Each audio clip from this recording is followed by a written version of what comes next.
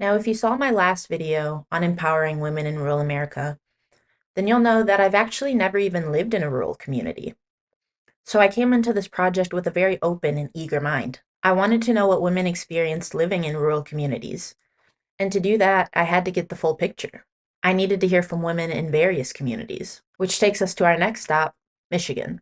The state is home to over 10 million people, and about 20% of the people live in rural communities. And with Michigan being a swing state in this presidential election, it's important now more than ever for all voters to show up to the polls, every last one of them, including women.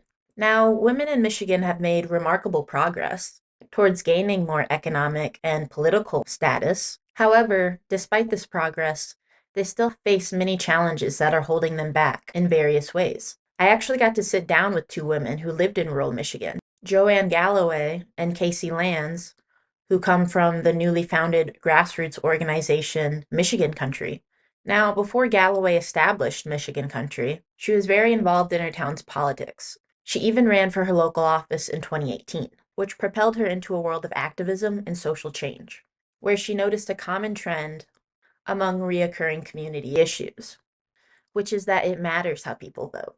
And upon noticing this trend, she and Lanz, as a part of her board of directors, started Michigan Country. Well, I have lived in a rural area the majority of my life, which means that I have a lot of people that I care about that live in rural areas.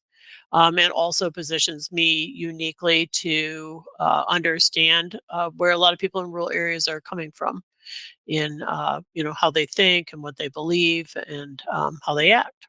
Agriculture is a big part of rural Michigan, and I have had a lifelong interest in agriculture. And I think if I had honestly been born a boy, I probably would have been farming my entire life.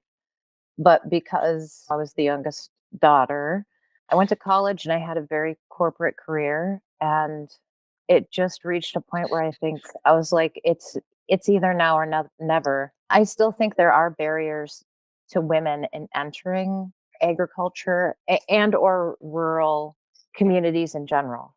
And so I think there's a lot of advocacy and empowerment that can happen. And through that, people start being able to see that's me. I can do that. You can follow whatever dream you have. And for me, that's all wrapped up in Michigan Country. What specific challenges do women in rural Michigan face? And then how does this organization help to address those challenges? This conversation often for me gets summed up as education, being more informed, right? Will make the difference. And wherever the conversation started, it always comes down to being more informed.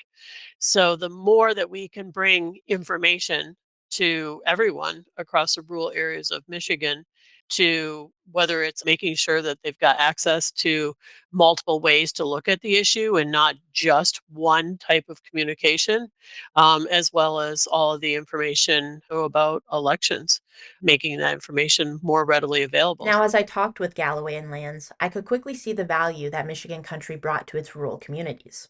Their commitment to making information more widely accessible during today's pivotal times is, in my opinion, a huge game changer for influencing voter turnout in the state. And Michigan Country's goal is to bring together people from all sides of the political spectrum to have a discussion about what matters most in rural communities. And so when it comes to the issues that women in rural Michigan face, I found myself asking the following. What's really rooted behind these challenges? As a woman of color, just based on my experiences living in the Midwest, I have to say that I was really curious to hear Galloway and Land's experiences and how they compared or differed to mine. I'm becoming more and more aware as a white woman who was raised in a rural area how much deference is given to white men. Just last week, I was in a legislative office here in Michigan. We had an appointment. I checked in to let them know who we were.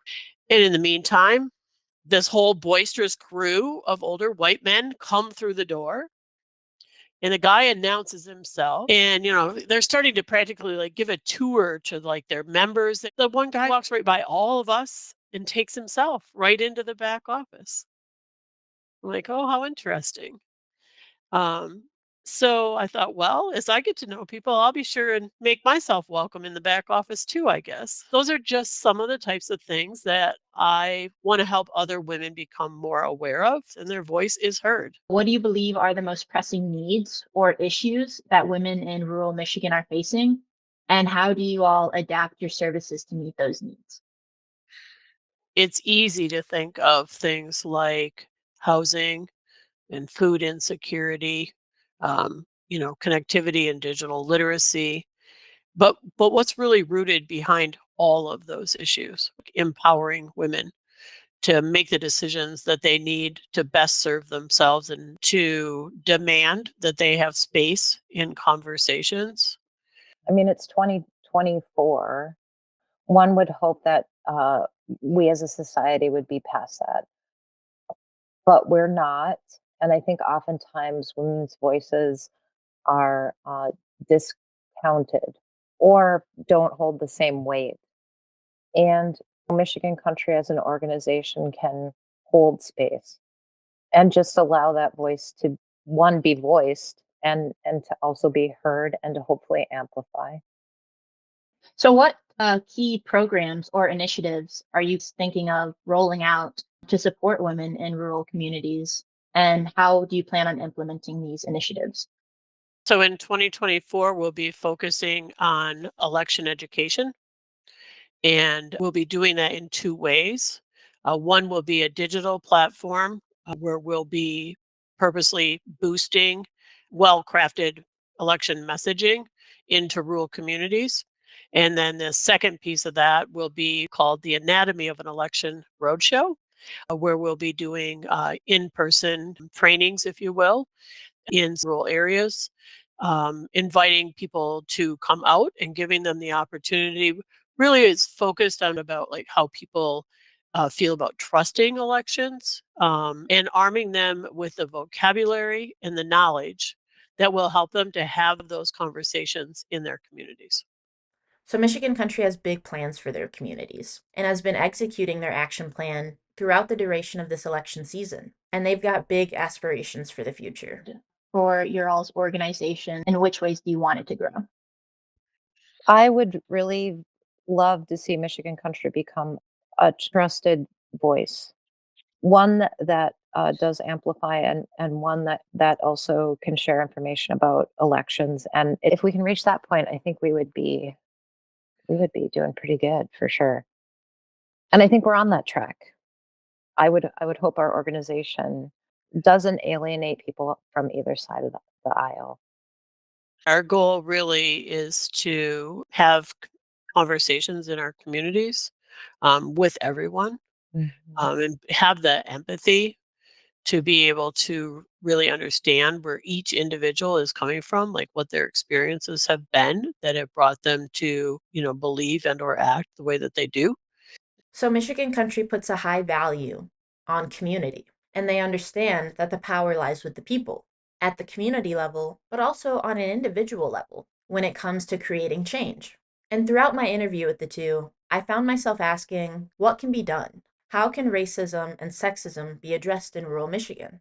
Well, according to Lanz, to be a part of the solution, it's important that you share your story and call out injustices when you see them. So just by sharing your story, then people realize, oh, that situation that I had, whatever it may be, was not a one-off, and we still have work to do. These conversations are not comfortable, and I think part of that is because we've been kind of conditioned to be like, okay, it's 2024 and we're kind of past all this stuff. That's something that has recently kept coming up where people are like, well, racism doesn't happen anymore and sexism doesn't happen anymore. And I think that's a terrible way to address situations that do come up. I think sexism is alive and well in rural Michigan. I also think racism is alive and well. So we have to call those things out. And that's kind of like how we start taking our stand. Now, I think that Lambs was onto something when she said that there's comfort in knowing you're not alone. Now, I think that sharing your story oftentimes is more easier said than done. But then again, no one ever said that creating lasting change would be easy. And I think that once we can begin to radically accept that is when, as Lanz said, we can begin to take our power back. So just like Galloway and Lanz prompted change in their communities, we as women can do the same by voicing our concerns, sharing our unique stories, and most importantly, by being voters. Now, this might not be easy or even comfortable, but it will be worth it. I firmly believe that on the other side of that discomfort is a world where people are treated fairly, all voices are heard, and everyone's well-being matters. So if you're ready to do your part, feel free to subscribe to our channel and our newsletter to keep sharing stories from the ground up. Thanks for watching.